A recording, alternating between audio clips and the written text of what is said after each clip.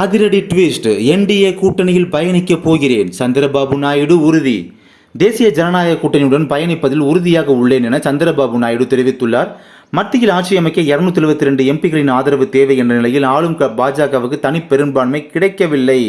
உத்தரப்பிரதேசம், மகாராஷ்டிராவில் இந்தியா கூட்டணி பெரும்பாலான இடங்களில் வெற்றி பெற்றிருப்பது பாஜகவுக்கு பின்னடைவாக அமைந்துள்ளது. மேற்கு வங்கத்திலும் பாஜகவுக்கு எதிர்பார்த்த அளவு வெற்றி இல்லை. இந்த நிலையில் சந்திரபாபு நாயுடுவின் தெலுங்கு தேசம், நிதிஷ்குமாரின் ஐக்கிய ஜனதா தளம் ஆகிய கூட்டணி கட்சிகளின் ஆதரவுடன் மத்தியில் 3வது முறையாக ஆட்சி அமைக்க பாஜக பேச்சுவார்த்தை நடத்தி வருகிறது. பேச்சுவார்த்தை நடத்தி வருகிறது. தெலுங்கு தேசம் 16 தொகுதிகளிலும், ஐக்கிய ஜனதா தளம் 12 தொகுதிகளிலும் வென்றுள்ளது. இதனைத் தொடர்ந்து இவர்களின் ஆதரவுடன் மத்தியில் 3வது முறையாக பாஜக ஆட்சி அமைக்க முனைப்பு காட்டி வருகிறது. வாக்களித்த மக்களுக்கு நன்றி தெரிவிக்கும் விதமாக இன்று சந்திரபாபு நாயுடு செய்தியாளர்களை சந்தித்தார். அப்பொழுது பேசிய அவர் கூறியதாவது: தேசிய ஜனநாயக கூட்டணியுடன் பயணிப்பதில் உறுதியாக உள்ளேன். அடுத்த கட்ட நடவடிக்கை குறித்து கூட்டணி கட்சிகளுடன் கலந்து ஆலோசனை செய்து முடிவெடுப்போம் என செய்தியாளர்களிடம் பேசிய சந்திரபாபு நாயுடு தெரிவித்துள்ளார்.